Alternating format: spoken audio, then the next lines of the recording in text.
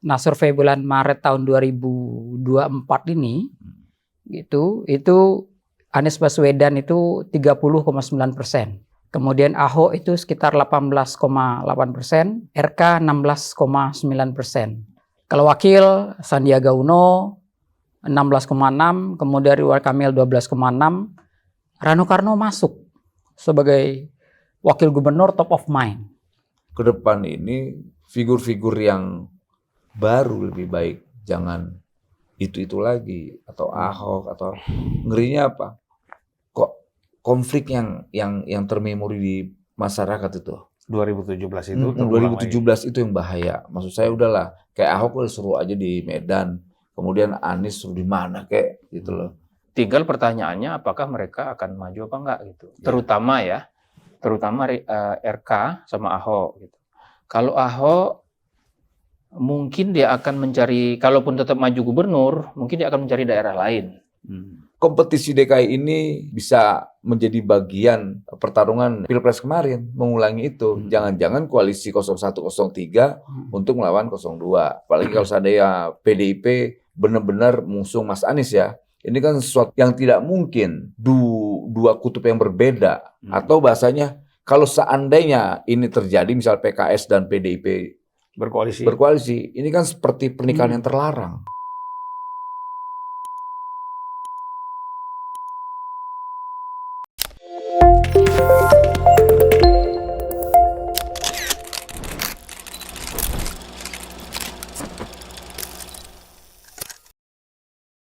Bismillahirrahmanirrahim. Assalamualaikum warahmatullahi wabarakatuh. Waalaikumsalam. Salam sejahtera buat kita semua. Salam, Shalom.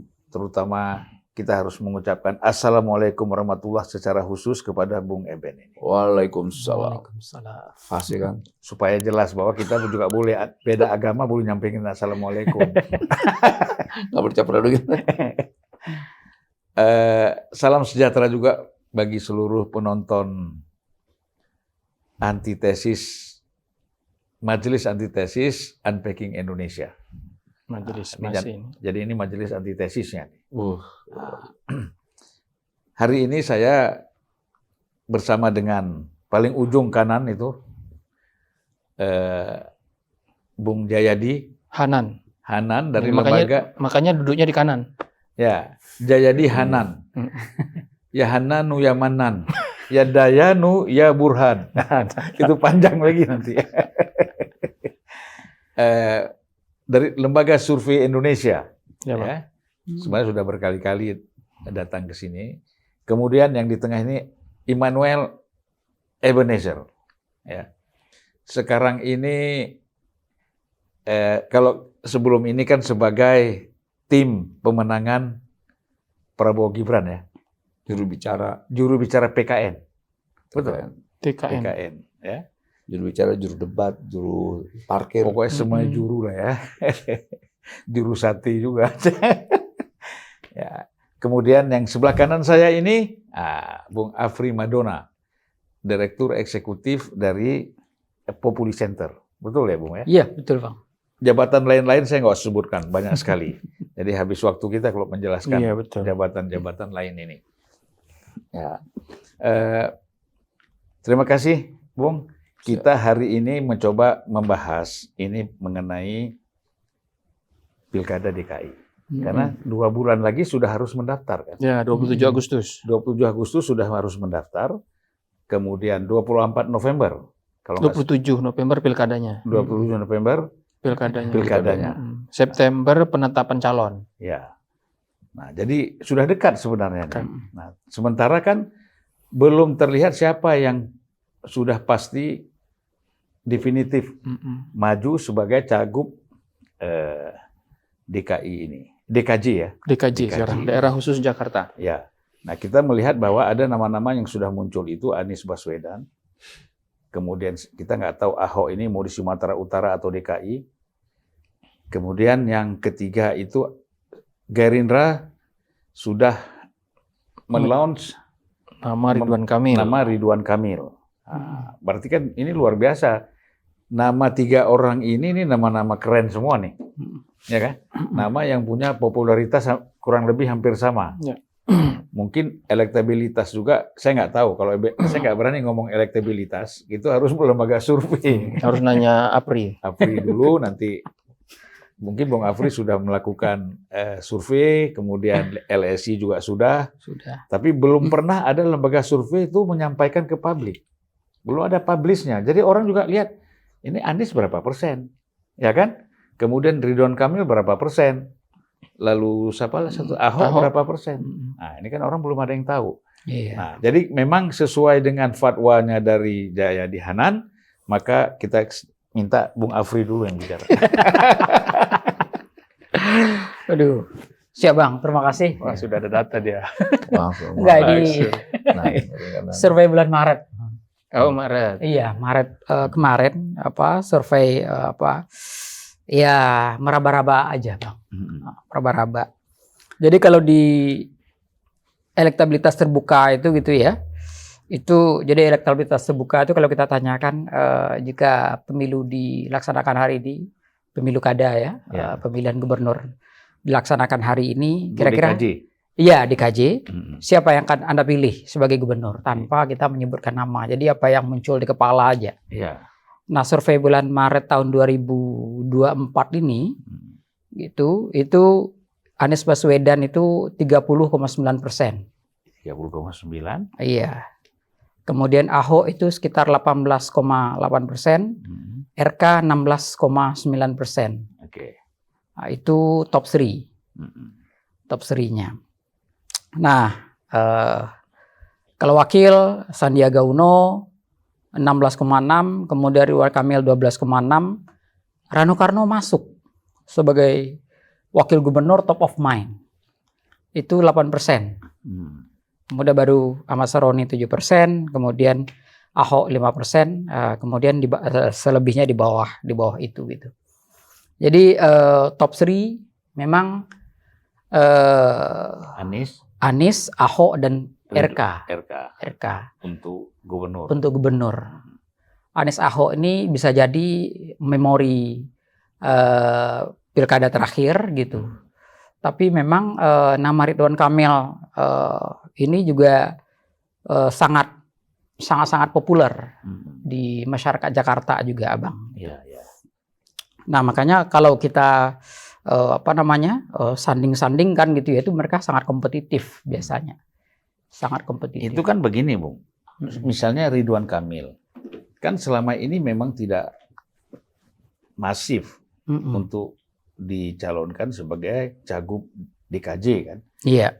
Tetapi setelah Gerindra menyatakan mencalonkan Ridwan Kamil sebagai gubernur, ya mungkin belum pernah ada survei lagi ya. Iya. Persentasenya itu berapa persen? Atau Bung Jayadi ada yang terbaru?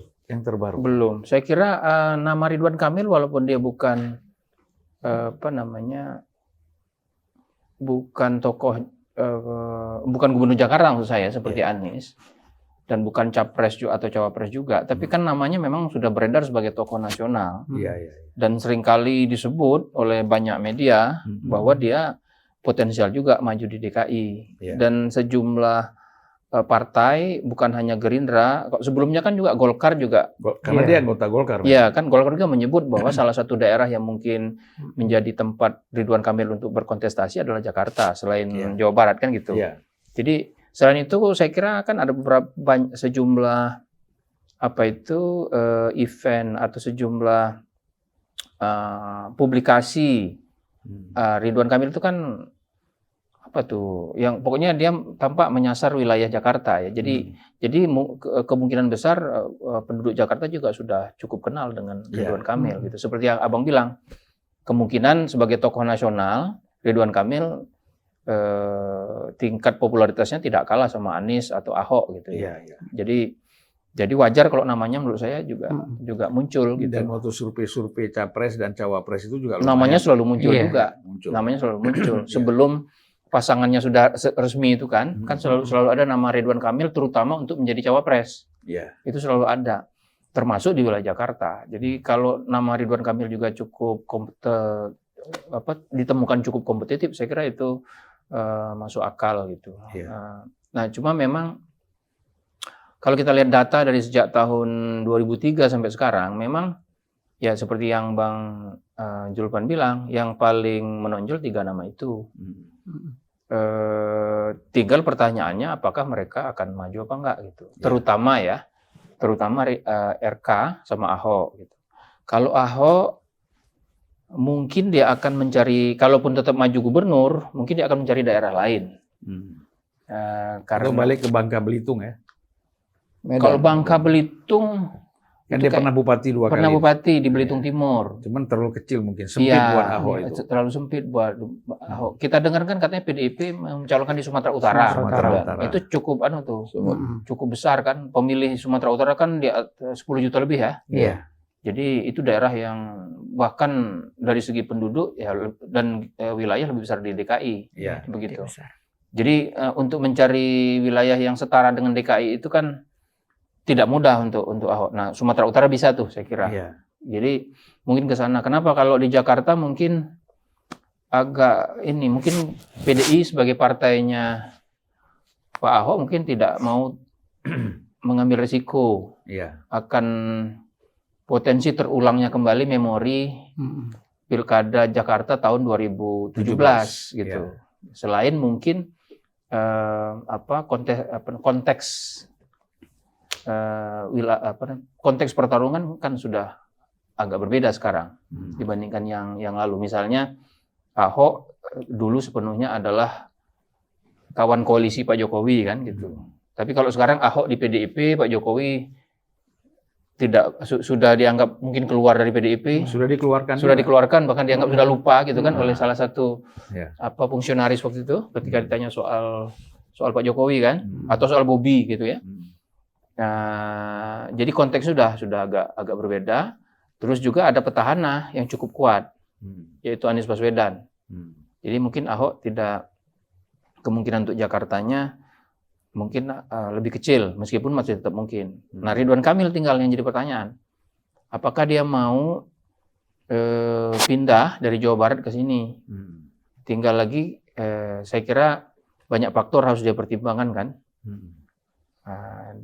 Dugaan saya kalau melihat potensi mana yang paling mungkin menang, tentu Ridwan Kamil lebih mungkin menang di Jawa Barat. Meskipun di Jakarta masih mungkin menang juga, tapi kalaupun menang akan sangat besar effortnya, upaya untuk menang itu akan sangat besar dibandingkan kalau dia di Jawa Barat. Kalau Jawa Barat kan banyak sekali survei, termasuk yang survei SMRC terakhir menunjukkan betapa tingginya tingkat kepuasan publik terhadap Ridwan Kamil dan potensi dia untuk memenangkan pertarungan secara mudah itu cukup besar di situ. Meskipun ada penantang-penantang seperti Deddy Mulyadi, jadi wakil lah. Ya mungkin atau Bima Arya gitu kan, gitu. Begitu maka melihat itu maka kalau kita memperkirakan siapa yang bakal maju di DKI, memang faktor 3 orang ini menjadi penting, terutama Anies. Apakah Anies akan maju gitu? Kalau dia tidak maju, pertarungan menjadi lebih terbuka, Bang. Karena di luar 3 nama ini ada nama-nama lain, tapi jaraknya agak jauh kan dengan mereka bertiga. Ada nama seperti Ahmad Sahroni, nama Ahmad Riza Patria, nama siapa lagi? Dulu kemarin-kemarin sempat disebut Budi Satrio Sandiaga Uno barangkali mau maju juga ya. Sandi Uno juga mungkin gitu kalau dia masih mau gitu dan seterusnya. Jadi ada pertarungan yang akan lebih Rano Karno pernah jadi Gubernur Banten, tapi kalah untuk terpilih lagi itu kalah. Oh, yang periode keduanya kalah. Iya, dia kan maju lagi lalu kalah. Jadi kalau Rano Karno mungkin ada chance-nya. Agak kecil juga chance-nya gitu. Popularitas tinggi tapi tentu elektabilitasnya belum tentu ya. Gitu. Nah, kita mungkin masuk ke Bung Eben ya. Ini termasuk cepat juga ya. Gerindra mendeklar siapa? Budi Jiwandono. Ridwan Kamil kan. Kalau Budi sama Kaisang itu kan udah nggak ada kan, mungkin istilahnya tes ombak aja kan. Nah, tapi kan yang udah saya nggak tahu sudah resmi atau belum oleh DPP Gerindra itu disebutkan kan Ridwan Kamil maju di DKI. Nah, ini bagaimana, Bung? Ya, kita kan melihat tadi apa yang disampaikan Bung Anton soal popularitas dan elektabilitas. Hari ini di antara semua, antara Ahok dan Anies, newcomer kan Ridwan Kamil ya, pendatang baru di DKI. Iya. Walaupun banyak pendatang-pendatang baru lagi yang lain yang akhirnya dicek ombak, mundur. Ternyata elektabilitas juga naik terus gitu. Nah, sebenarnya di balik itu semua ada juga kandidat-kandidat yang potensinya bisa menjadi kuda hitam. Misalnya Pak Dudung, kemudian juga ada yang namanya Andika, mantan KSAD duanya Kasat, apalagi satu mantan Pangdam ya kan. Panglima. Pak Dudung Pangdam. Oh, Pangdam. Pak Andika Panglima. Nah, ini kan sebenarnya menarik dalam pesta demokrasi di DKI. Ini bisa seperti kayak waktu siapa nih 2000 berapa itu? Semua itu hebat-hebat semua kandidatnya. Artinya kita disuguhkan DKI itu 2017. bukan 17. 17 itu demokrasi yang paling gelap itu menurut saya itu. Paling mengerikan dan paling brutal dalam pemahaman demokrasi yang saya anut ya. Keji tuh, polisi narasi juga kejam-kejam. 2000 berapa tuh waktu si siapa tuh? Foke Jokowi 2012. Selain Foke sebelum Foke juga Itu ada lagi. sudah tuh. langsung ya? Udah langsung juga tuh. Nah, itu kan bagus tuh. Hidayat Nur Wahid. Disajikan Hidayat Nur Wahid. Atas ada Faisal Basri gitu. Nah, itu kita disuguhkan oleh orang-orang yang berkualitas bicara tentang program gitulah. Nah, kita mau berharap 2024 ini hal itu terang lagi. Jadi ada narasi-narasi besar yang bisa diterima publik terkait program, gagasan dan sebagainya. Kalau seandainya tadi apa yang disampaikan Bung Anton tadi, kalau seandainya Ahok kemudian Anies, yang saya khawatirkan itu hanya menimbulkan polarisasi lagi. Walaupun hari ini trennya landai. Apalagi kita lihat ada semacam deklarasi PDIP dukung Anies, kemudian apa itu wacana ya, lepas itu wacana, tapi kan itu sedikit menurunkan tensi yang selama ini menjadi beban pikiran publik yang sangat ekstrim lah, yang resistensi tinggi terhadap Anies, resistensi terhadap Ahok tinggi, yang akhirnya logika berpikirnya hilang. Nah, itu bagus sekali apa yang dilakukan misalnya kayak kawan-kawan PDI, apalagi PKB sudah declare tuh Anies tuh, ya kan? Ya, PKB udah declare tuh Anies. Kemudian kalau nggak salah PDIP juga ingin nyusul. Nah, ini kan menjadi pertanyaan kita bersama, apakah benar Anies mau maju? Walaupun udah dideklar sama PKB, karena di situ juga ada Kaisang, anak muda. Ya walaupun Kaisang saya lihat hanya mungkin cuma untuk wakil ya, wagub kali ya kalau nggak salah wacananya atau apa gitu. Itu kan mulai di setel-setel untuk bisa maju di Pilkada 2024. Tapi harapan kita ke depan ini figur-figur yang baru lebih baik, jangan itu lagi atau Ahok atau ngerinya apa? Kok konflik yang termemori di masyarakat itu. 2017 itu 2017 itu yang bahaya. Maksud saya udahlah, kayak Ahok udah suruh aja di Medan, kemudian Anies suruh di mana kayak gitu loh. Biar tidak lagi terjadi tuh. Anies di Aceh paling pas. Aceh bisa. Itu satu putaran itu. Iya. Atau di Padang ya kan gitu.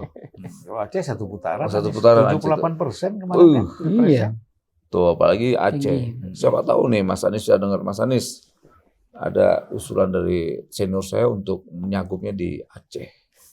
Itu menjadi modal. Enggak, sebenarnya kalau yang paling strategis buat Anies untuk running 2029 itu Aceh. Aceh, tuh. Ini kan luar biasa Aceh. Aceh kemarin di Pilpres 78%. Itu udah modal.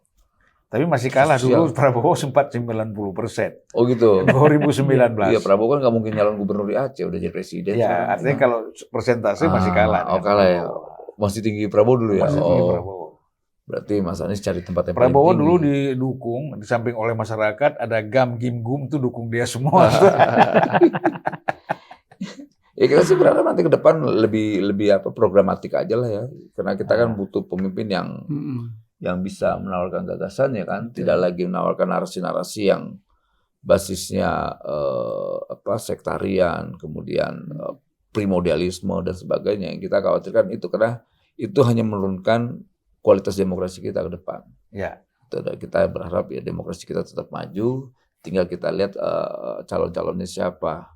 Tapi saya tetap lihat banyak kuda hitam nih nanti ke depan ini. Tapi kan belum pasti semua sebelum tanggal 27, sebelum juga nanti di bulan September pendaftaran dan penetapan. Gitu. Selama 2 bulan yang Agustus ini nggak jelas, kita belum bisa mengambil sebuah kesimpulan ya kan. Bagaimana berharap dengan lembaga-lembaga survei? Ya mereka juga tidak bisa juga mensurvei. Ya kalau tingkat popularitas dan sebagainya udah pasti lah. 3 nama itu nggak ada yang bisa ngalahin. Ahok, atas kemudian Anies, RK, ya udah pasti nggak akan bergeser. Iya. Gitu. Ya tinggal kita ke depan aja lah. Iya.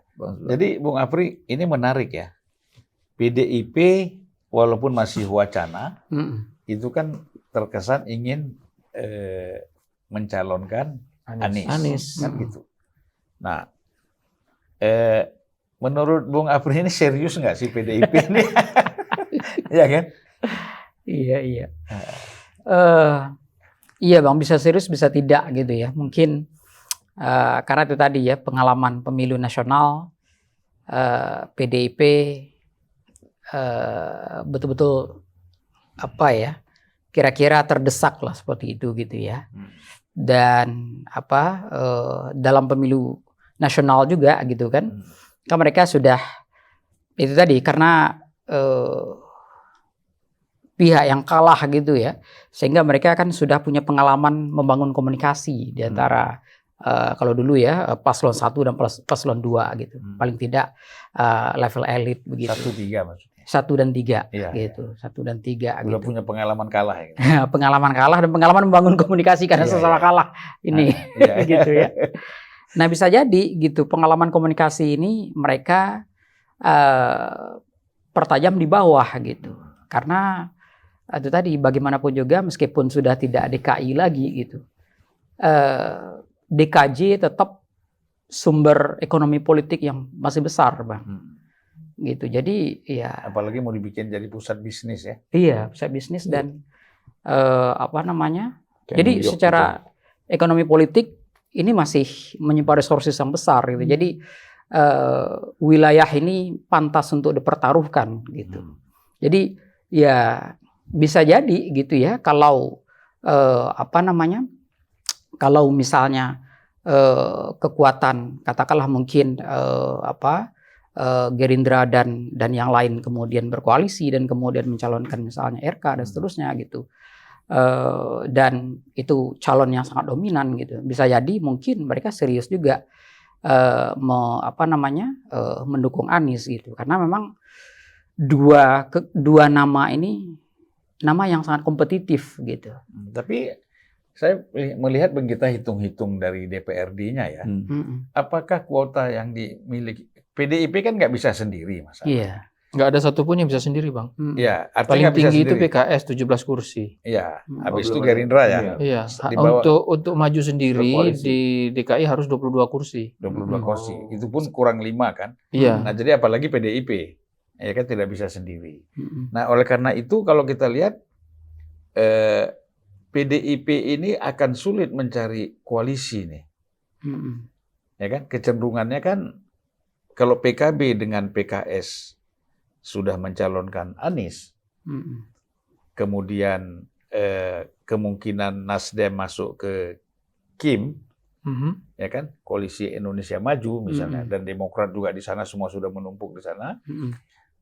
Kemungkinan P3 juga, perhitungan saya P3 masuk ke Kim, berarti kan PDIP tinggal sendiri, ya kan? Nah kalau tinggal sendiri nggak tahu ya, Perindo tuh ada kursi nggak di DKI ya? Perindo nggak dapat kalau nggak salah. Nggak, PSI kan pasti ke Kim. Iya. Nah, PSI ada 8 kursi. Ya PSI. Tapi kan kalau Kim, kalau Perindo kan kalau 1 kursi pun nggak cukup. Iya. Ya, kemudian apalagi yang kecil-kecil Hanura barangkali ada. Hanura masih dapat ya? Nggak tahu, lupa saya kalau di DKI. Lu tega banget tentang Hanura nggak dihitung. Kejembangan. Ya, nah. Iya. Memang lembaga survei ini maunya survei partai yang besar-besar aja. Kalau itu kan hasil pemilu, Bang. Iya, ya, hasil pemilu. Hasil Ya. pemilu. Nah, jadi kalau kita lihat dari sisi ini, untung ruginya ini kan. Tadi kan saya tanya, serius nggak? Kayaknya ada seriusnya juga gitu. Iya. Untung ruginya bagi Anies dan bagi PDIP apa ini? Kalau dia dicalonkan oleh PDIP. PDIP. Menurut saya begini ya, di DKI itu, ya seperti kata Bang Afri tadi, DKJ.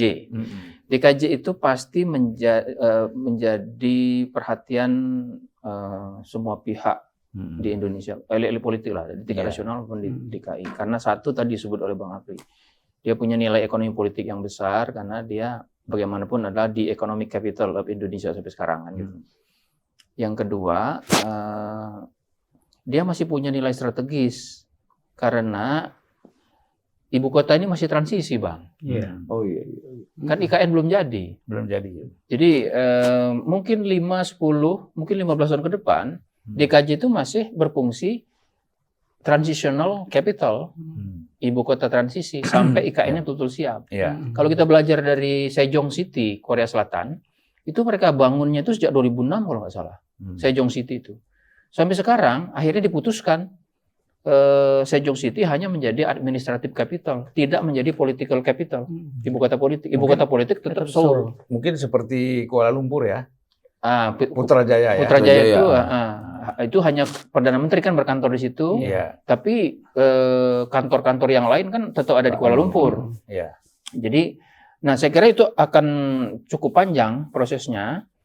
Itu berarti bahwa dia pasti akan menjadi perhatian pemerintah pusat. Dengan kata lain, presiden yang ada sekarang maupun presiden yang terpilih. Jadi mereka punya kepentingan tuh tentang siapa yang akan jadi gubernur atau wakil gubernur di Jakarta. Karena meskipun tidak sepenuhnya benar, ada anggapan bahwa pemerintah pusat akan lebih mudah bekerja sama dengan DKI kalau dari dari garis politik yang sama, gitu kan? Ada anggapan seperti itu, meskipun tidak sepenuhnya benar juga. Tapi ya begitulah anggapannya. Jadi baik Pak Jokowi maupun Pak Prabowo punya kepentingan tuh di situ dalam konteks itu. Nah yang ketiga saya kira jangan lupa kemungkinan di 2029 itu kita akan mengalami juga transisi politik kepemimpinan nasional yang sesungguhnya dari generasi yang lama ke generasi yang lebih baru. Ya. Itu berarti calon-calon ini perlu platform, perlu panggung untuk terus-menerus tampil, untuk terus-menerus mengingatkan masyarakat agar nanti di kontestasi 2029 mereka bisa menang atau bisa kompetitif kan itu. Itu semua termasuk yang potensial seperti seperti Kaisang misalnya dan seterusnya. Jadi tiga itu membuat DKJ menjadi sangat penting, sangat menarik. Ya. Nah, dalam konteks itu maka pertanyaan dari Bang Zulpan menjadi sangat penting tuh. Kenapa? Karena ketika memutuskan untuk mencalonkan seseorang menjadi cagup atau cawagup di Jakarta, pertimbangannya menjadi tidak hanya satu. Kan biasanya pertimbangan itu pertama adalah elektoral. Yeah. Siapa yang mungkin menang, pasangan mana yang mungkin menang, gitu kan? Yang nah di Jakarta harus ada pertimbangan kedua, pertimbangan strategis.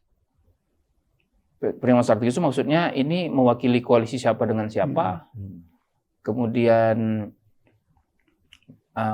akan mengamankan koalisi siapa dengan siapa. Misalnya gini nih, PKB nyalonin Anies.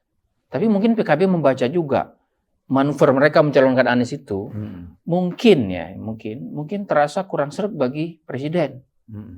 Dengan anggapan bahwa presiden selama ini kan kurang berseberangan dengan Anies kan gitu. Bagaimana untuk mengatasi itu? Mereka calonin Kaisang. Kan disebut sama PKB barusan oleh DPW-nya. Oh, kapan? Tadi kemarin atau kemarin. ya. Oh ya. DPW PKB. Mereka resmi mencalon DPW ya, belum DPP. Ya, di samping Anies, Kaisang juga. Tidak resmi Belum. itu. Jadi Kaisang yang calon wakilnya mungkin yang bagus adalah Mas Kaisang. Oh, wakil Anies. Baru Wakil. wacana. Ya. Meskipun baru wacana, itu kan Ya. gimana tuh? kalau betul-betul Kaisang dipasangkan dengan Anies, kan menarik jadinya kan? Ya. Menarik kenapa? Satu, secara strategis itu tanda kutip memperbaiki hubungan politik antara Pak Anies dengan Pak Jokowi, sebagaimana halnya perbaikan hubungan politik antara Pak Jokowi dan Pak Prabowo dulu, ya kan? Yang kedua, secara elektoral potensial menang, begitu. Nah itu dari sisi strategisnya. Nah kembali ke pertanyaan abang tadi soal apa untung ruginya bagi PDIP untuk nyalonin Anies. Secara elektoral jelas keuntungannya. Kalau kita belajar dari Pilpres lalu, suara terkuat Anies kira-kira 40-an%. Pilpres yang barusan.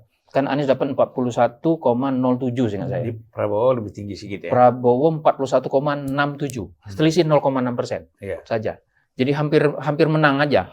Atau hampir hampir menang Ya, atau tipis setara. lah itu ya. Tipis banget gitu. Itu artinya untuk menang, kan di Jakarta pemilunya tidak seperti daerah provinsi lain. Di Jakarta harus 50% plus 1 kan. Kalau tidak dapat ada putaran kedua. Iya. Itu berarti Anies kalau betul basis utama itu sekitar 40-an% itu paling tinggi, maka dia perlu tambahan suara.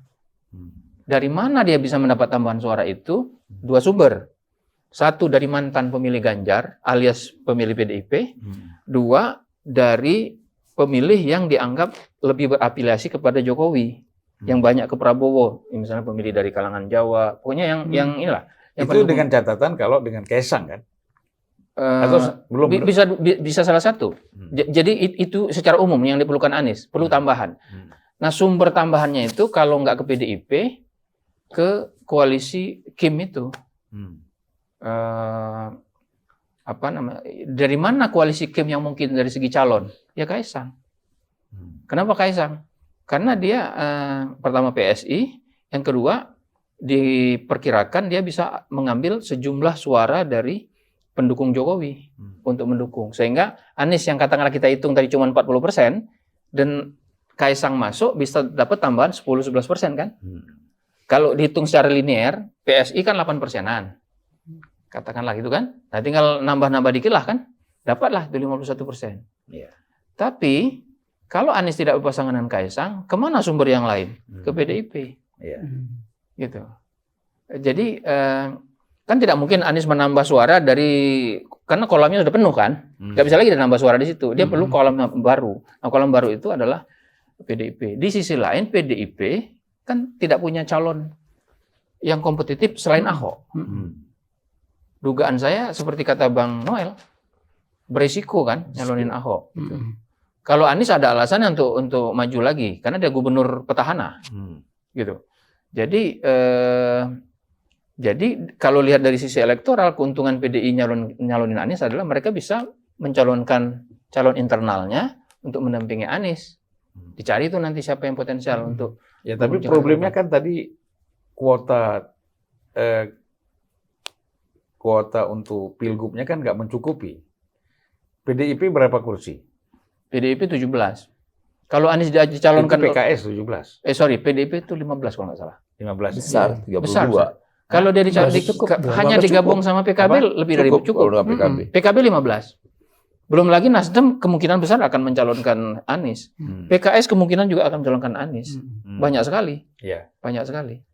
Tapi ketika DPW PKS mendeklar Anies, DPP-nya belum. DPP-nya belum. Ya. Bahkan DPP bilang, oh kita belum. Ya. Biasa itu, Bang. Ya, dia mau lihat dulu nih perkembangannya. Karena memang bagi PKS sendiri, dia juga punya kader untuk bisa maju sebagai pilgub kan gitu. Ya. Tinggal nanti disurvei saja hasilnya seperti apa kan gitu. Sementara kalau lihat survei Bang Apri, belum ada nyanyi Anies dari PKS itu. Dari PKS nggak ada. Nah, makanya ini menarik sebenarnya kalau kita analisis ya. Misalnya pemilih PDIP, apakah otomatis mereka mau memilih Anies? Ya. Karena mengingat nih di bawah ini masa lalunya persoalan Ahok ini belum selesai juga, gitu kan? Nah kalau ada nanti miss lagi ada ini kan kalau kita bicara ini kan Anies cuman sendiri dilihat sebagai figur Islam, yang kantongnya ini kantong Muslim kan. Kalau ada lagi calon yang Muslim yang maju yang juga kira-kira ini akan tergerus juga suara Anies ini. Ya. Jadi memang banyak faktor. Iya, betul. Pemilih PDIP itu menurut saya akan tentu tidak 100%. Kan kalau belajar dari pemilu Pileg barusan, pemilih PDIP sekitar 17% kan. Mereka akan lebih banyak mengikuti pilihan partainya itu. Satu, kalau ada calon dari PDIP yang di situ. Misalnya Anies pasang sama siapa gitu. Calon dari PDIP. Ya. Di luar Ahok ya.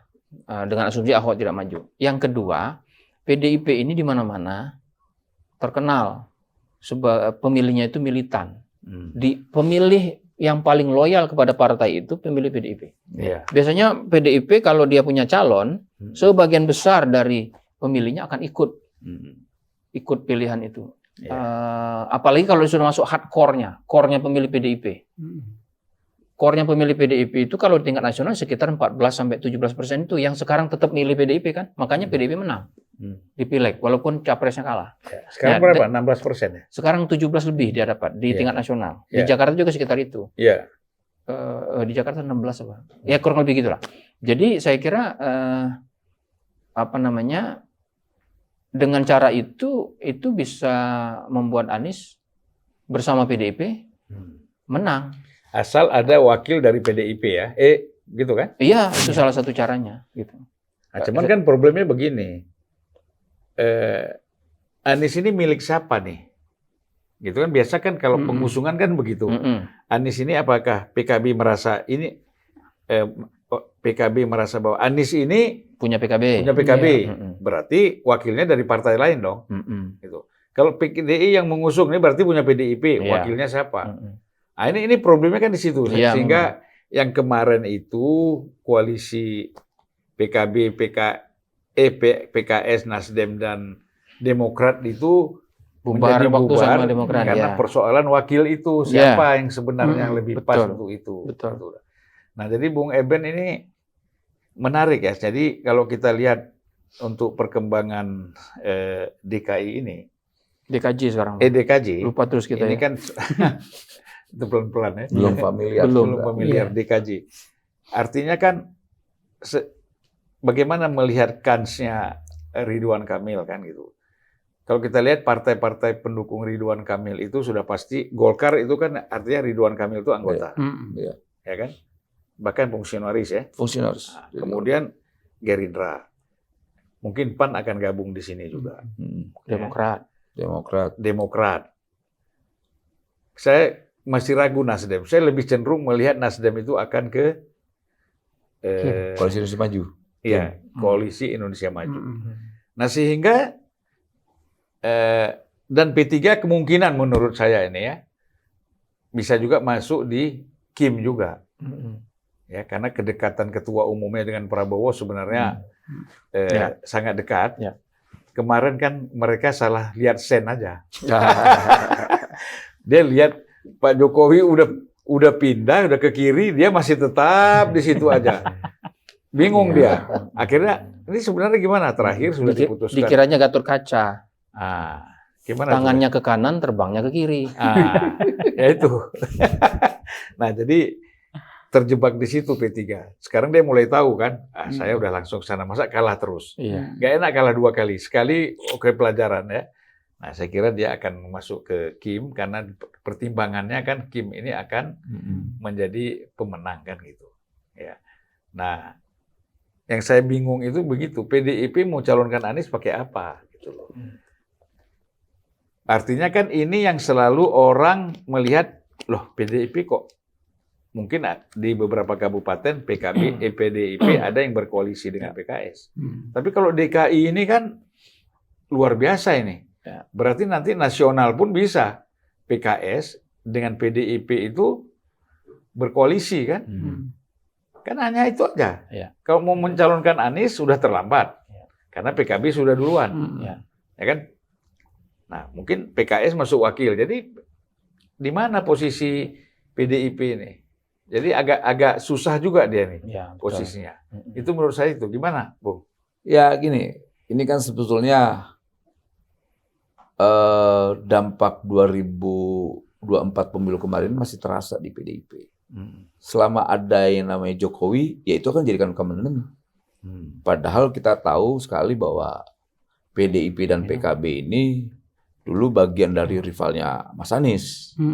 Gitu, ya kan? Gitu. Nah, ini menarik antara fenomena Anies ini. PKB mendukung karena memang kita tahu kemarin dia punya chemistry yang sama kali. Kemarin kan Cak Imin menjadi wakilnya Mas Anies. Kemudian dampak elektoral juga bagus ternyata di PKB. Nah, dia akan mengulangi sejarah ini. Makanya cepat-cepat PKB mendeklar lah. Jangan sampai PKS duluan gitu loh. Nah, begitu juga PDIP.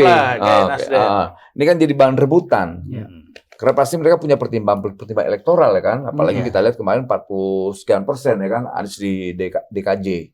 Jadi saya lihat masih melihat bahwa kompetisi DKI ini bisa menjadi bagian pertarungan ya Pilpres kemarin, mengulangi itu. Jangan-jangan koalisi 0103 untuk melawan 02. Gitu. Apalagi kalau seandainya PDIP benar-benar mengusung Mas Anies ya.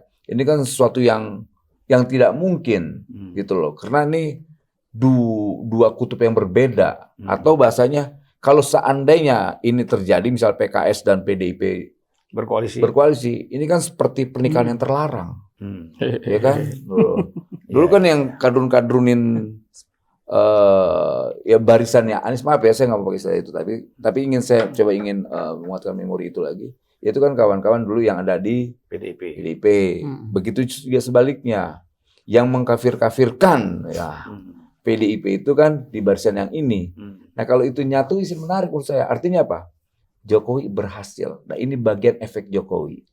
Bahwa bisa nyatu mereka. Ini perkawinan terlarang ini bisa nyatu. Bayangkan di mana-mana sekarang udah ada yang namanya PKS dan PDIP. Karena satu common enemy-nya Jokowi. Padahal mereka tidak sadar bahwa Jokowi sedang mengkawinkan mereka secara politik. Walaupun secara ideologi nggak ketemu. Tapi hari ini kan ada kawin paksa tuh. Atau bahasanya itu pernikahan terlarang lah ya. Dulu kadrun-kadrun, sekarang jadi badrun misalnya. Banteng gurun, kalau istilah anak-anak medsos lah ya, istilah medsos.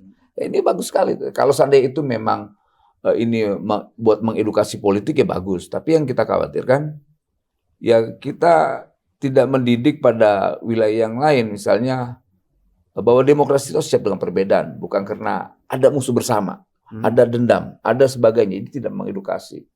Gitu loh. Kalau melihatnya ini sebagian dari proses pendidikan politik, proses menjalankan demokrasi yang lebih berkualitas, itu paling bagus. Artinya tidak ada musuh laten. Benar yang selama ini, bahwa tidak ada yang namanya musuh abadi yang adalah kepentingan. Jadi saya melihatnya ya, ini kan bicara tentang kepentingan semua.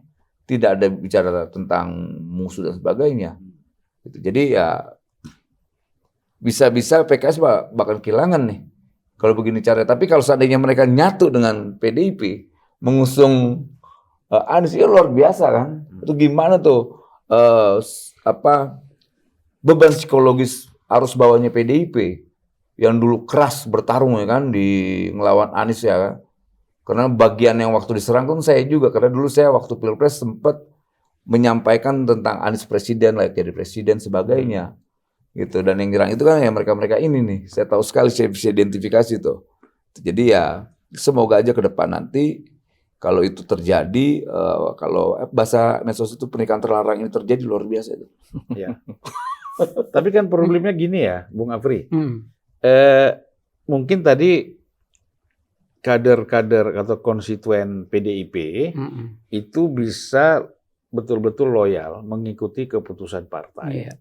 Dengan catatan bahwa di dalam kontestasi ini ada orang PDIP di dalamnya. Kan gitu. Apa yang disampaikan oleh Bung Jayadi. Problem itu bisa nggak sama terhadap kader konstituen PKS? Karena ini beda. Ya, artinya kelompok nasionalis ini kan tidak ada stigma-stigma agama nih, ya kan?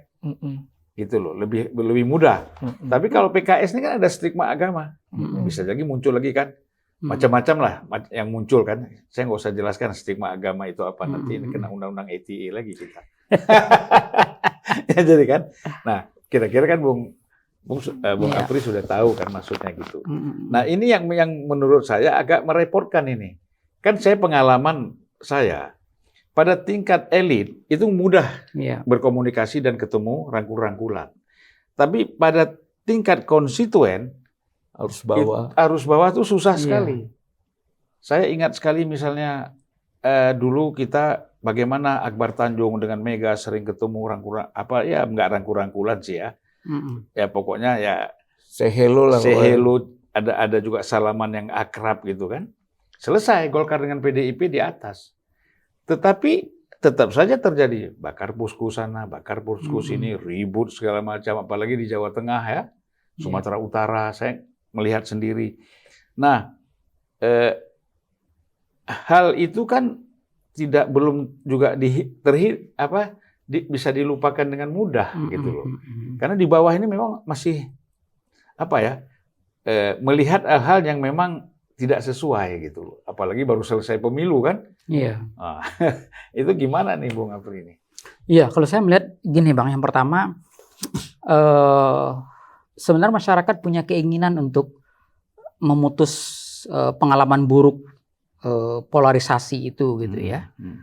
Buktinya kan salah satu jualan paslon 2 pada Pilpres kemarin kan pemilu satu putaran itu adalah karena tadi hemat biaya, hemat waktu dan lebih damai atau tidak terlalu memperpanjang kira-kira perpecahan di bawah lah, kira-kira seperti itu. Memutus mata rantai lah. Iya, memutus mata rantai gitu, dan itu buktinya menang gitu. Dan banyak survei juga yang kita lakukan gitu ya, kenapa pemilu apakah Anda menginginkan pemilu 1 putaran atau 2 putaran waktu dulu gitu. Itu salah satu alasannya karena itu tadi mereka tidak ingin kira-kira pengalaman konflik ya antar kadang suami istri, tetangga dan seterusnya gitu terulang kembali gitu. Jadi di level masyarakat gitu, paling tidak di masyarakat umum, bukan yang sangat ideologis atau core konstituen gitu. Mereka memang menginginkan ya pemilu yang aman-aman saja gitu. Sehingga kalau mereka bisa diyakinkan bahwa kita sepakat mengusung ini karena misalnya Anies itu Anies kan sudah bagian dari kita gitu misalnya gitu ya, ketika mereka bisa meyakinkan sampai ke bawah gitu dan bisa menerima kalau jadi mereka berkoalisi misalnya dengan PDIP dan menerima wakil dari PDIP gitu, bisa saja Bang itu bisa saja di bawah mungkin akan ada perubahan cair, gitu, bisa cair gitu ya. Meskipun itu tadi, itu memang butuh waktu gitu ya. Waktu kita masih sampai Agustus. Iya, masih sampai Agustus dan itu PKS. Kan artinya penetapan itu, pengusulan nama itu kan di Agustus ya. Agustus pengusulan nama nanti pendaftaran KPU menetapkannya September. Dan PKS itu kan dia punya jaringan punya jaringan liko sampai ke bawah gitu ya. Artinya harusnya mengkomunikasikan itu tidak susah gitu. Dan memonitor itu harusnya tidak susah. Mengkomunikasikan itu tidak susah. Tapi bagaimana untuk mereka menerima itu yang susah. Apalagi Anies sudah diambil PKB lagi. Gitu. Kalau dengan PKB sekarang nggak ada masalah Bang. Karena sudah terbukti di Pilpres kemarin sudah cair mereka. Sudah cair dengan PKB. Dan itu jarak kan tuh sama-sama Islam. Saya tahu cuma yang satu lebih tradisionalis, yang satu lebih modernis. Itu nggak terlalu atau masalah. Jangan pakai istilah modern sama tradisionalis. Apa? Yang satu moderat, satu radikal. Iya. Isu radikal sekarang udah susah lagi gitu kan. Lebih susah lagi Kan Bang. itu sudah susah sekarang itu udah mulai cair. Ini yang menariknya kan dampak Pilpres 2024 ini kan semua jadi cair ya. Iya. Itu jadi cair semua. Apalagi nanti kalau DKI itu benar-benar terjadi Anies dengan PDIP, atas PDIP dengan PKS dengan PKB. Kemarin dengan PKB dan PKS itu luar biasa kita lihat. Itu menarik. Itu menarik. Nah, Koalisi tinggal kita ke depan nanti ini bisa menjadi semacam pembelajaran lagi politik bahwa kita nggak boleh terlalu membenci sesuatu dan juga tidak boleh terlalu girang juga dengan sesuatu.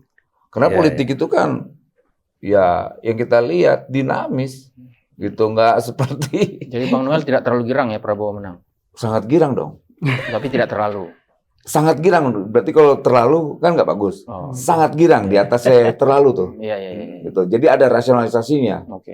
Kalau terlalu girang itu kan irasional tuh. Nah, saya sangat girang. Gitu. Karena kemenangan itu kan kemenangan yang sangat diharapkan kita lah. Dan itu buah perjuangan. Tapi kan begini Bung Jayadi, kita ingat sejarah. Aku geser Bang ya. Boleh ya? Satu lagi nih. Ditanggung lah, geser nih. Oh, Udah ditelepon tadi aku nih. gitu. Nggak Boleh ya? Izin lah. Ya, oke. Oke. Bang Jayadi, izin aku ya. Ini Aduh. Ya, dia ada tugas lagi. Siap. Yang Senior ya. sibuk di Sampai mana-mana. jumpa lagi ya. Iya. Terima Sukses, kasih banyak ya. acaranya sukses. Ya. Siap Nanti Abang. kita sambung lagi ya. Siap Abang, siap. Oke. Berarti geser ke sini Bung Jayadi. Berarti saya juga geser dong. Nah. Minumnya juga geser. Nah, jadi kan menarik gini Bung Jayadi. Kita ingat pengalaman pilkada sebelum Jokowi. Pada saat Jokowi yang ada Jokowi di situ pilkada gubernur DKI. Foke. Waktu Jokowi lawan Foke. 2012. 2012. Lawan Foke itu. Yang Hidayat Nur Wahid maju itu kawan? Di situ juga kan? Iya. Iya, ada juga di situ, Pak. Hidayat Nur Wahid, Faisal Faisal. Basri semua kan. Nah, ini kan menunjukkan bahwa PKS itu kan Hidayat Nur Wahid itu pernah kalah, ya kan? Nah, kemudian ya lawannya Jokowi ya, PDIP kan. Iya. Nah, kalau kita lihat di sini kan faktor Jokowi ini menyebabkan PDIP menang gitu loh. Saat pilkada itu kan cuma Jokowi kan satu kali aja ya. Iya. Nah, ini kan buat PKS ada satu pengalaman misalnya bahwa mereka tuh pernah kalah di DKI. Padahal tipis sekali itu ya. Itu kan yang diusung luar biasa itu. Hidayat Nur Wahid dan siapa yang mantan Wakapolri itu. Iya. Iya. Pasangannya Riza Patria waktu itu.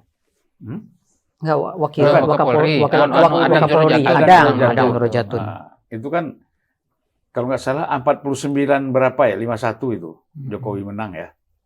Nggak, Jokowi itu menangnya lawan Foke. Di putaran kedua kalau nggak salah. Oh ya, Foke ikut juga di situ ya. Iya, 2012. Foke waktu itu kan incumbent. 2012 itu Jokowi mengalahkan Foke. Kalau Foke kan bukan dicalonkan PDIP. Foke Golkar.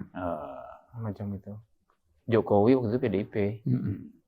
Oh itulah PDIP waktu itu ada dua pilihan, dukung Jokowi atau Foke. Ternyata Jokowi masuk, akhirnya karena dianggap orang dalam, dia dicalonkan. mencalonkan Jokowi. Dan menang, kan gitu. Menangnya di putaran kedua. Putaran kedua, ya. Nah di situ kan PKS sudah kalah tuh. Iya, kalah. Ya kan? Mereka nggak masuk putaran kedua. Nah itu kan satu pengalaman juga buat PKS bahwa untuk maju pilkada mereka agak berat, gitu. Nah jadi ini berarti kalau kita lihat ini hanya ada dua pasang ya. Kalau kita lihat koalisinya, kita mengharapkan PKB, PKS dengan PDI itu bisa nyatu, mencalonkan Anies dengan siapa terserah. Nah, di sana mungkin Ridwan Kamil dengan siapa kan gitu. Jadi seru juga nih. Dan di situ tidak ada bisa main isu agama, ya. Karena dua-duanya, betul, dengan agama yang sama. Jadi clear itu kan gitu. Nah, tinggal kompetisinya gagasan, ide, dan semangat gitu ya. Gitu. Jadi apa harapannya nih, Bung Jayadi, dengan DKI ini ke depan ini? Kalau kita lihat kemungkinan pertarungannya itu, ini masih yang paling mungkin untuk berkompetisi kan ada Ridwan Kamil sama Anies. Tapi kan kita nggak tahu apa betul Ridwan Kamil bahkan ngambil Jakarta.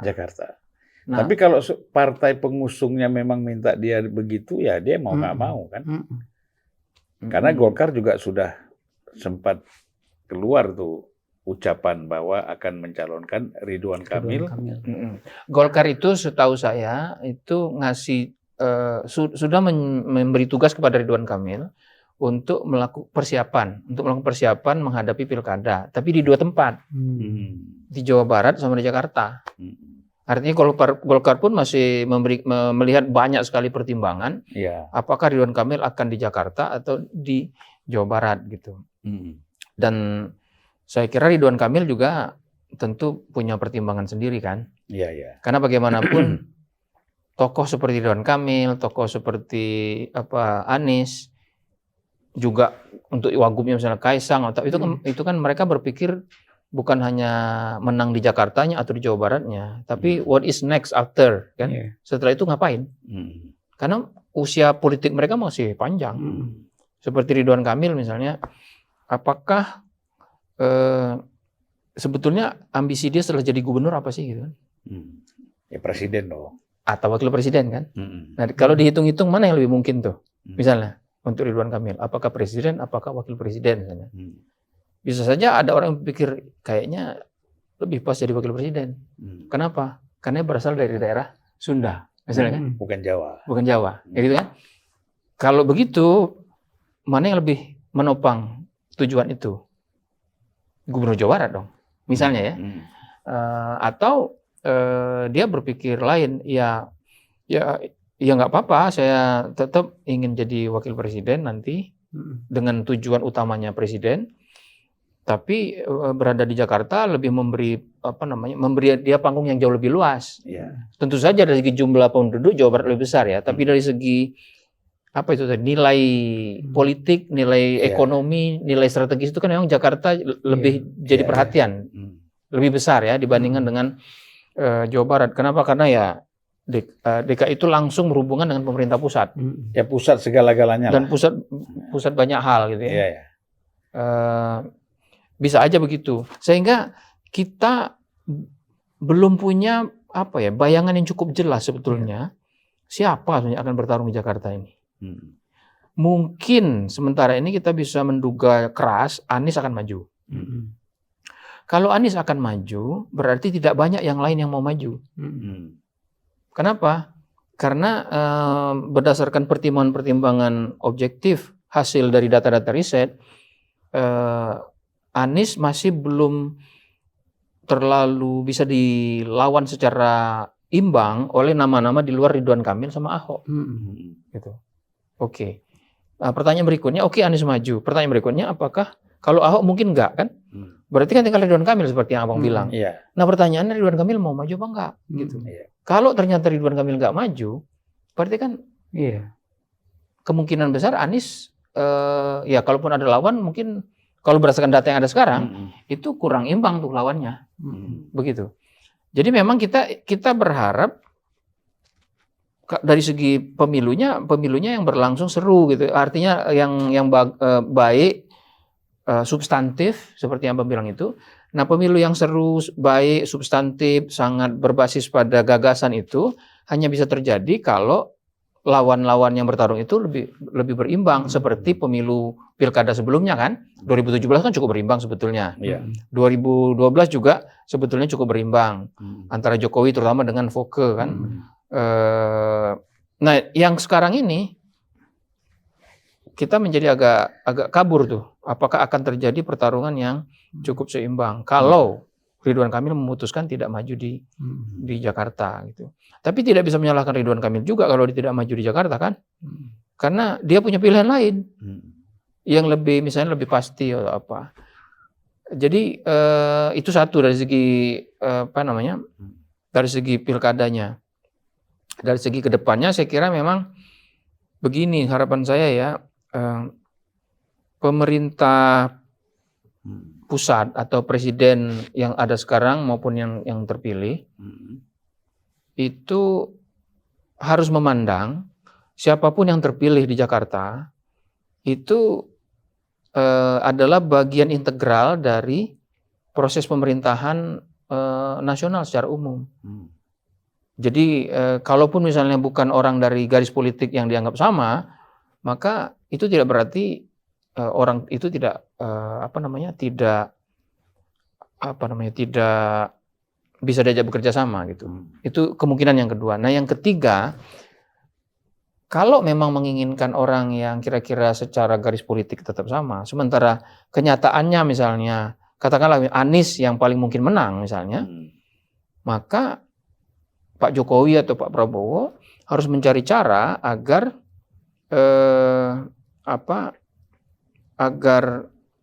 kerjasamanya dengan Anies itu bisa lebih terjamin ke depan Dan itu masih mungkin untuk dilakukan. Nah, disitulah saya melihat pilihan wacana ya, wacana untuk memasangkan Anies sama Kaisang itu menjadi menarik. Jadi Pak Jokowi setuju nggak masalahnya? Kalau Kaisangnya masuk, Pak Jokowi setuju berarti.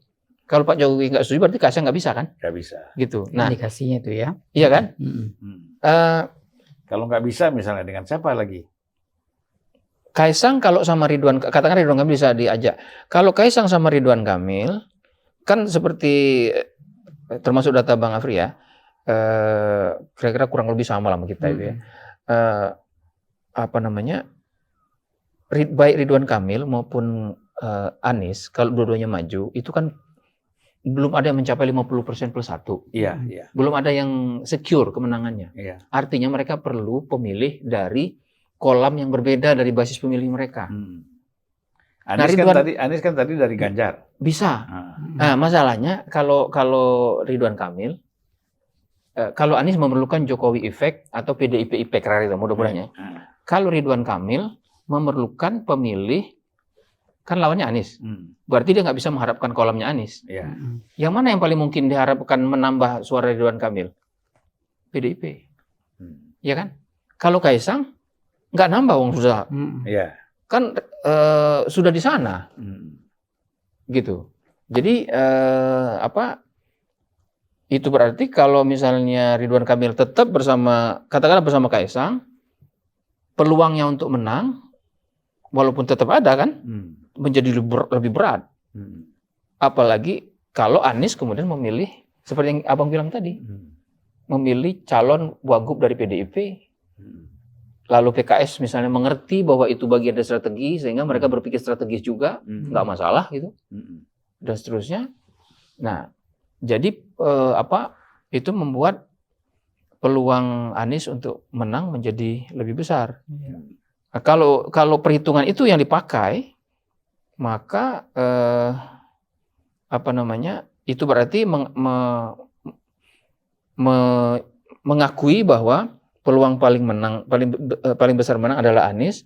Karena itu supaya Anies nanti bisa dijamin bekerja sama dengan pemerintah pusat, kalau memang itu dianggap menyulitkan, maka masuklah Kaisang, ya kan? Sebagai jembatan itu, jembatan. Sehingga walaupun sulit ya. Ya, Pak Jokowi gimana? Ya. Apakah Kaisang direstui apa enggak misalnya? Ya. Sama tadi. Tapi ini repotnya kan kita ada dua presiden, satu yang baru terpilih, satu yang ini. Nah, Pak Jokowi setuju, bagaimana Pak Prabowo kan gitu.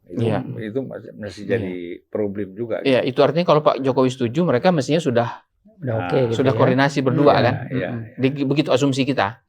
Karena kemarin ketika sempat muncul nama Budi Jiwandono sebagai gubernur, kemudian mau dipasangkan sama Kaisang, wagub, Pak Jokowi tak setuju. Nggak setuju dan hilang itu sama sekali kan? Iya, karena memang pertimbangan secara strategis pertimbangannya benar, tapi secara elektoral pertimbangannya salah.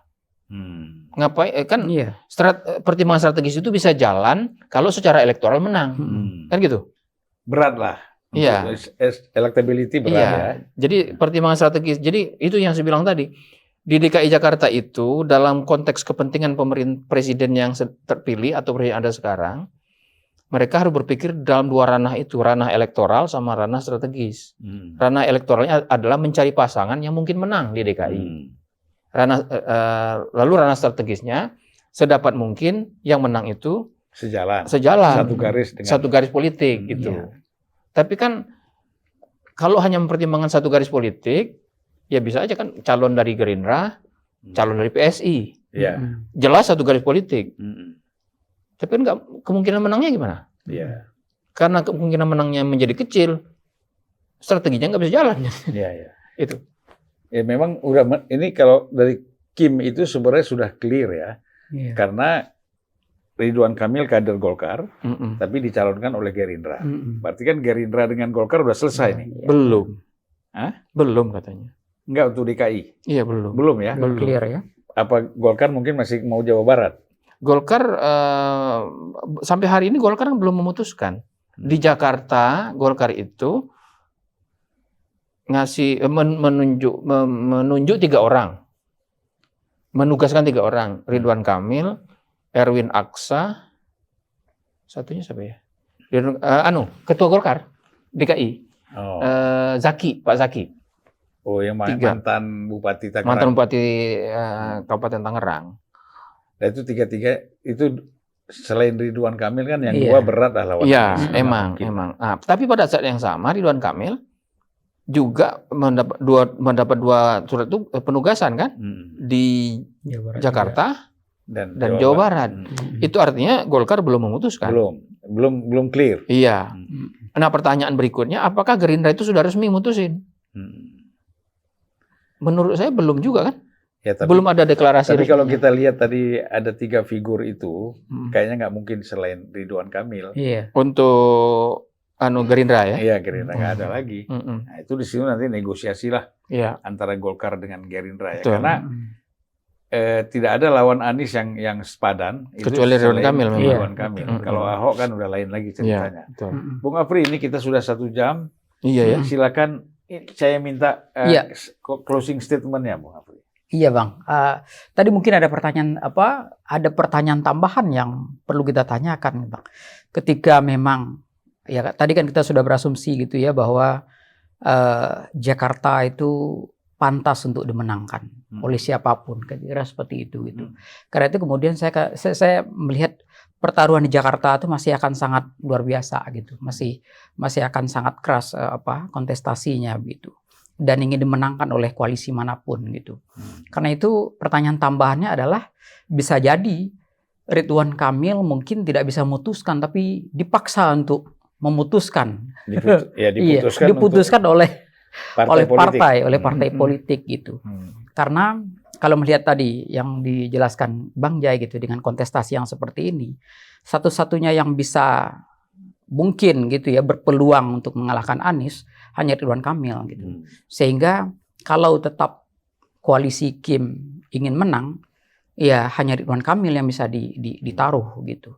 Dan suka atau tidak suka Ridwan Kamil, ya kalau mau partai memutuskan ya gimana lagi. Kira-kira seperti itu gitu. Paling tidak peta yang sekarang. Jangan-jangan tiba-tiba Ganjar nih muncul nih. Ganjar juga cukup. Cukup juga. Tapi dia sudah 2 kali gubernur walaupun daerah lain. Oh, Apa dia mau jadi gubernur Iya. lagi? Tapi nggak boleh memang ya. Lupa saya peraturan itu. Kalau di daerah lain mungkin masih boleh. Beda daerah ya. Beda daerah. Lupa saya. Iya. Ada juga. aturan. Iya, saya juga. Tapi kalau sudah 2 kali terima. gubernur, apalagi pindah ke Iya. daerah lain mungkin sudah. Ya namanya juga usaha kan.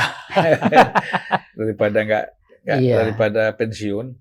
Kalau ada yang calonkan di DKI kan enak juga gitu. Iya. Tapi secara umum elektabilitas DKI, warga DKI tidak melihat, paling tidak kalau kita lihat di elektabilitas terbuka gitu ya, nama di DKI tidak muncul di kepala Nama Ganjar. konstituen itu nama Ganjar gitu. Iya, Jadi mereka tidak melihat Ganjar itu bagian dari orang DKI yang harus kita ini kan gitu, kita dukung gitu. Sehingga itu tadi ya PDIP tidak punya banyak pilihan gitu kan, kira-kira seperti itu gitu Bang. Nah kalau memang kontestasinya kayak gini gitu, tadi saya sepakat dengan Bang Jai gitu.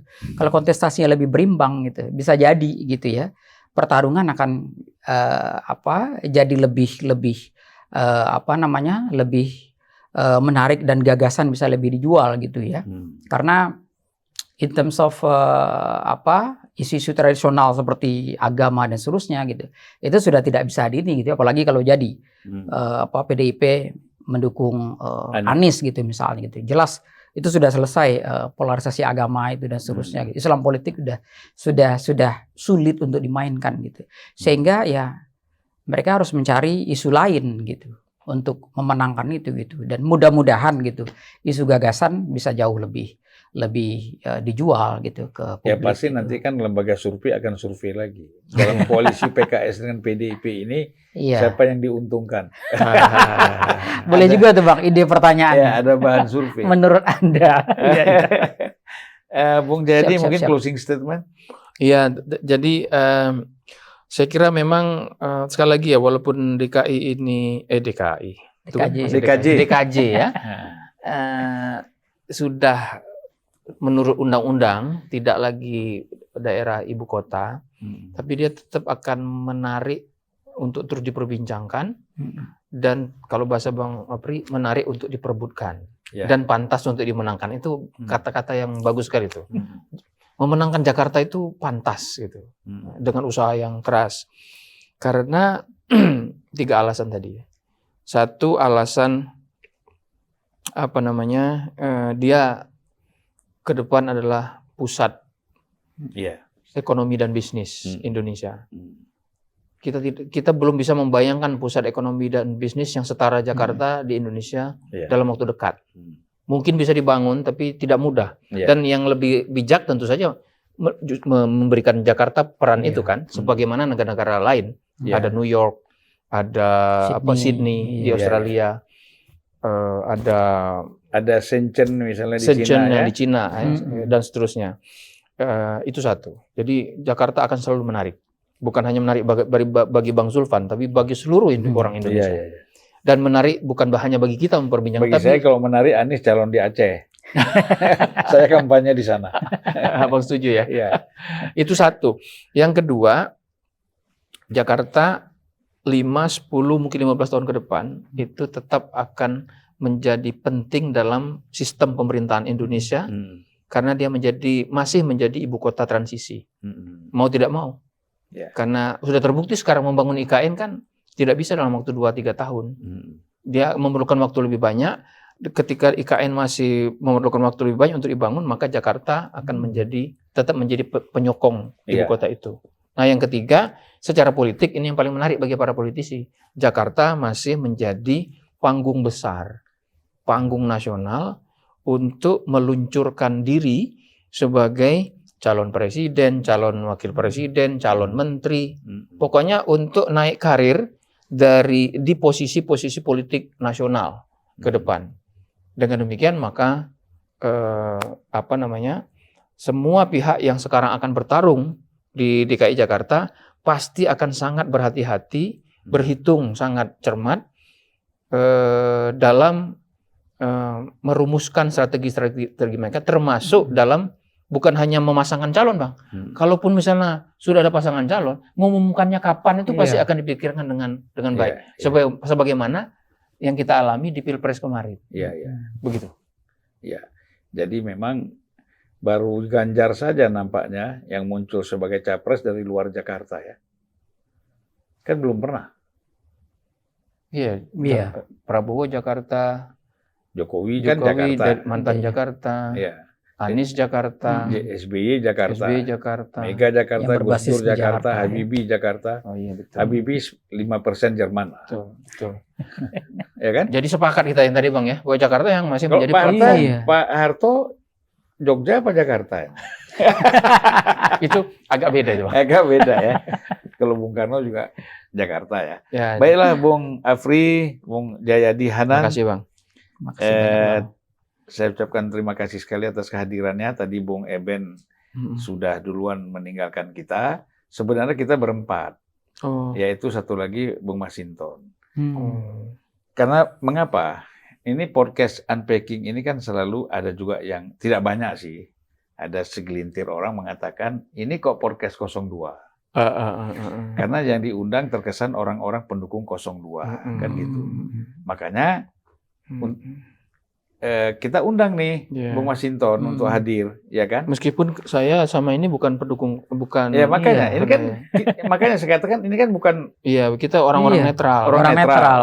Tetapi kan orang sekarang tidak mau lagi bicara netral. Iya. Ya kan? Saya mengundang orang yang objektif, netral. Kemudian tadi Eben itu sudah jelas 02, makanya saya undang Masinton 03. Itu 03. Tapi ternyata nggak bisa hadir. Jadi kita jangan disalahkan gitu loh, ya kan? Kita objektif aja mau 02, 01, 03 semua kita undang. Yang penting antitesis. Yang penting antitesis, ya kan?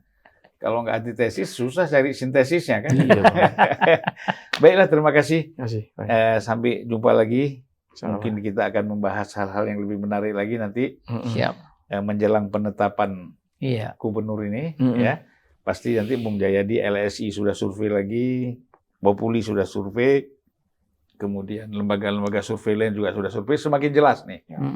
Ya. Dan kita harapkan nama-nama tadi sudah dideklar secara resmi oleh partai-partai pengusungnya. Iya. Tidak samar-samar lagi. Sehingga kita lebih mudah untuk mempertajam analisisnya kan gitu. Terima kasih. Assalamualaikum warahmatullahi wabarakatuh. Waalaikumsalam warahmatullahi wabarakatuh. Terima kasih Bang.